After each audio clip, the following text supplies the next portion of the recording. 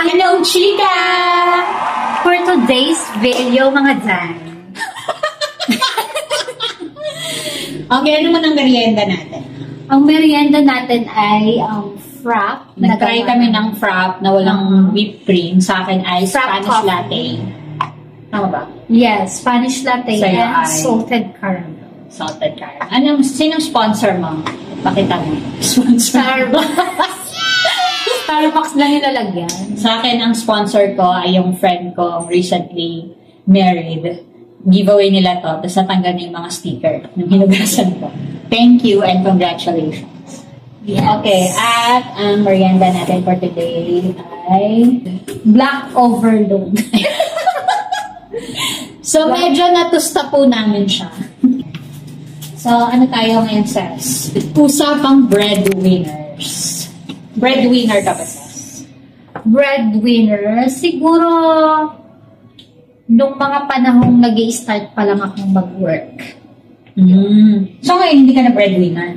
Feeling ko hindi na ako breadwinner kasi yung mga utaw sa bahay ay kaya na ng buhay. Oo, kaya na nilang mabuhay ng sarili nila. Uy, parang natandaan ko pa yung mga panahon na na naghihimutok ka. Oo, nag-iumitok ako kasi bakit ako na lang lagi, di ba? Ako na lang ang hingian ng bayan. So, hindi ka na pala breadwinner for today's video. Hindi na. So, meron tayong mga questions dito. What are the advantages of being a breadwinner? Advantages sa sarili, siguro dahil kaya mong dalhin yung mga taong umaasa sa'yo. Na kahit pagod ka na, sila pa rin yung iniisip. Parang ikaw, masasabi mo rin bang breadwinner? Oo naman. Since nag-work. And hanggang ngayon din naman. Kasi kami yung magkakasama ng parents ko.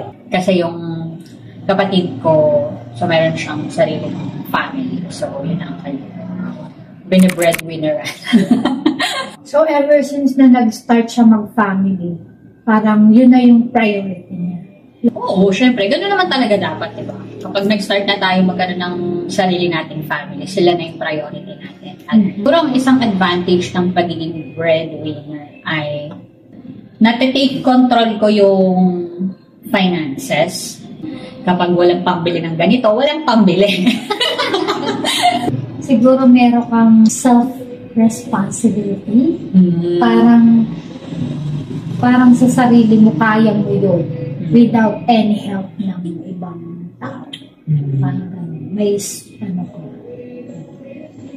isa din sigurong advantage na naisip ko, ano kasi siya sa akin, hindi ko alam kung advantage ba siya or disadvantage, pero since ikaw yung breadwinner, ikaw yung parang decision maker sa family. So, advantage siya in a way na hindi ikaw yung umaasa sa desisyon ng iba, sarili kang way to live. Pero disadvantage din siya, lalo na kung ikaw yung taong ayaw mo mag-desisyon. Bawa ako, I hate deciding. Siguro naman sa akin opposite. Kung siguro sa'yo disadvantage mo na ayaw mo ng decision making. Sa akin naman sa bagay, parang dahil ako nga yung sabihin na natin nagdadala ng income, so parang ako yung laging nag-save. Kahit na So, yun yung gusto mo? kahit na hindi naman, kumbaga kahit paano, kunwari tinatanong ko pa rin naman si mama, ganyan, o tama bang ganito, ganyan. So, may ano pa rin naman, may hinihingan ko pa rin sila ng opinion. Pero, kung ano yung nasa puso ko, yun ang sinasabi ko. Kung ano yung masusunod. Saka dyan. Okay. Next question tayo. When did you realize that you're a breadwinner? Nung nandun na ako sa point na lahat ng bills, parang inapo ko na to the extent na for katulad nun si ate nag-asawa ng sabihin na natin wala pa siyang any source of income. Tapos ang nangyari pa yung dalawa kong college na kapatid, yung pang-apat, pang-bunso. sa akin ang hihingi ng yung pamasahe or allowance nila. Pero buti nga after nung pangalawa, na-encourage ko siyang maghanap ng work. Kasi ano naman siya, graduate. Diba? Graduate. Although hindi pa siya board passer noon. So sabi ko, maghanap ka ng work kasi hindi ka, yung mga anak mo lumalaki, hindi na pwedeng sa akin lagi. So yun, ginawa naman. Siguro mga 2017 siya first na nagka-work talaga, yung talagang as in, naging dedicated siyang mag-work. Yun na yung sa ngayon, hanggang ngayon na work niya. Kailan mo rin na-realize? Nag-start na ako mag-work noon before pa mag-graduate. Ang intention ko lang nun ay magkaroon ng part-time job. Para, di ba, magkaroon ka na ng source of income. Nagawa ko ako yung makapagbayad ng mga graduation fees, yung mga ganong tipo. Kasi nakastart na ako kumita eh. So, parang after nun, nag-resign na rin si mama dun sa, o nag-resign na or terminate na siya. Nung time na parang nakikita ko yung mga ibang class, yung mga ibang classmates ko, wala pa silang work. Tapos parang medyo, hindi ko alam kung nainggit ba ako na, kasi parang sabi nila, magpapahinga daw muna kasi nga kasi graduate na. Oo, yung mga gano'n. So parang hindi ko afford yung bagay na yun. So parang ayun, dun mo din na-realize na na parang sa status mo, sa status ng family nyo, hindi ka pwedeng mawalan na ng work once na nag-start ka na. Siguro ako nun ang naging motivation ko nun. Kasi yung mga classmate ko, before pa mag-graduation, parang todo hanap na din sila ng mapapasimulan. Tapos may mga iba na narinig ko, chika-chika sila, di ba? Na, uy, ganito, nasa ganito. O kaya yung iba, na-absorb dun sa mga pinag-OJT nila na company. So, parang ako, parang hindi pwede. Hindi ako pwedeng makapakabog. Saan ka ba nag-OJT? Sa aficionado. Ilan ang in-applyan mo nun? Hindi ko na matandaan, pero baka lagpas 10 na din. Okay, next question. Hindi natin nasagot kanina yung disadvantage.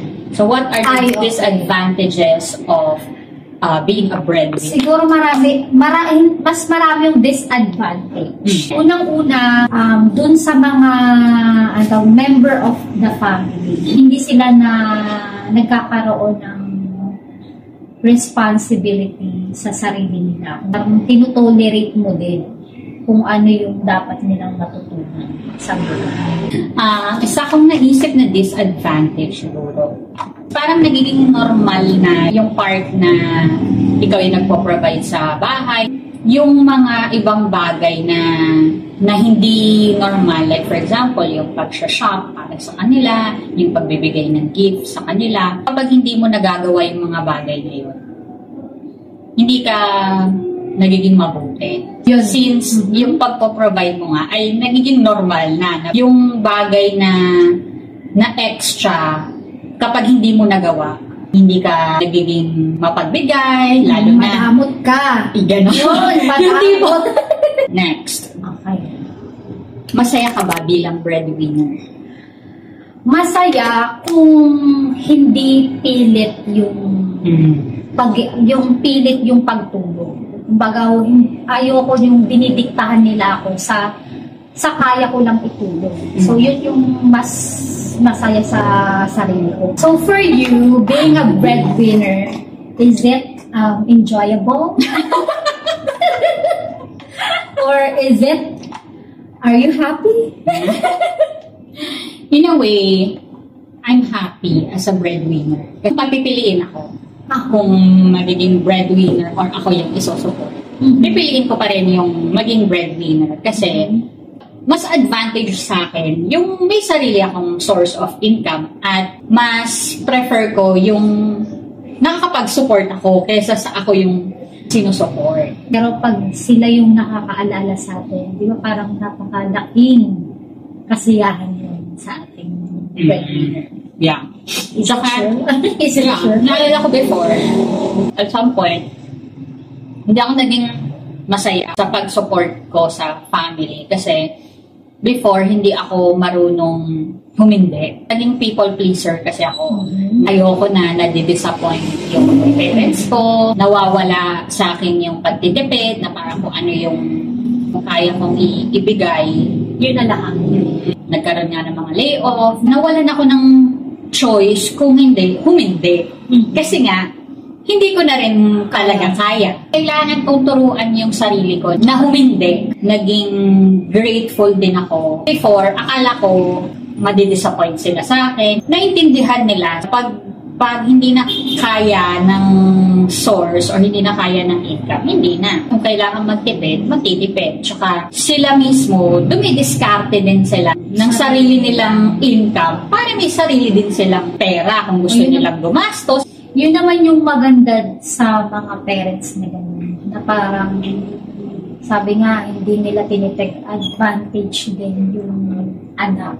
To the point na yung iba nga, sa Pinoy norms, di ba, na yung anak ang mag-aahon sa kahirapan. So, literal yun sa ibang family. Muntik na ako oh.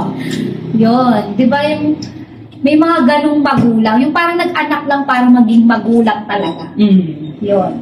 Hanggang ngayon, syempre, ano pa rin yun? Mindset pa rin. Mindset. Dapat bilang magulang, pinag-aandaan natin pagtanda. So, para hindi natin maging retirement plan yung anak natin na to the point na lahat ng needs natin kahit na may asawa na sila, parang lagi na lang na sila yung bubuhay pa rin sa atin pagdating ng araw. Okay. Okay po. Okay, I think last question na to. What is your advice to your younger self as a breadwinner? Maaga pa lang, marami na akong iniko. Kahit naging breadwinner ako, na hindi lahat bigay. Ilang taon yung kausap mo? I mean, ilang taon ka? Nagawa siya yung kausap mo? Kausap ko, 18 years old. 18. Mga ganon. Breadwinner ka na nun? I think so. Ay, bakit? Sige. So, yun. So, kung 18 man yan or 20, sige, 20 years old. So, kung breadwinner na ako that time, parang dapat nagtabi na ako ng kahit tagpa 500 man lang or 1,000. Sana all, parang 500 a day pa lang naman ang ano, no? Oo, rating, diba? Yun, hindi pa nga, 400 pa lang per day. Talaga? Oo! Ang tanda na natin. Oh, yun. Yun nga, na dapat iniisip din natin yung sarili natin na kahit may umaasa sa atin, yun, dapat nag-iipon talaga tayo. Ipon is life talaga. And investment pagdating ng panahon. It's a common advice, pero yun talaga yun. Huwag mo kalimutan yung sarili mo. First ay makapag-ipon ng kahit magkano pa yan. Huwag mong kalimutan yung sarili mo. Huwag mong pabayaan yung sarili mo. Like, huwag mong i-deprive sa mga bagay na deserve mo. Ang isa ko din gustong i-advise sa medyo older, pero younger pa rin sa akin ngayon. so yung kanina, ano yun? Ang youngest talaga. Pagiging breadwinner. Kumbaga nung during 20s natin. Early 20s. So, nung mga time na masasabi kong nag-boom yung career ko. Yes! Paka dyan. Nagkaroon ako ng way na makapag-save. Nagkaroon ako ng enough resources para makapag-save and makapag-invest. So, ang isa kong advice sa sarili ko ay prioritize yung savings over investment. Ang nangyari kasi sa akin, so parang na-addict ako mag-invest. Yung invest dito, invest dyan, ganyan. Na hindi ko pa na-establish yung savings ko.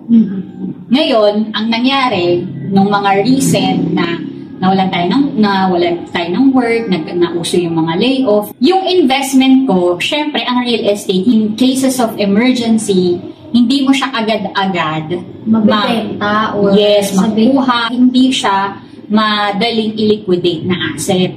So, since hindi naging sapat or hindi ko na-establish talaga yung savings ko, hindi ako pwedeng mawalan ng work kailangan may kapalit ka agad. Kasi nga, hindi ko na-establish ng maayos yung savings ko. Ang inuna ko, yung invest.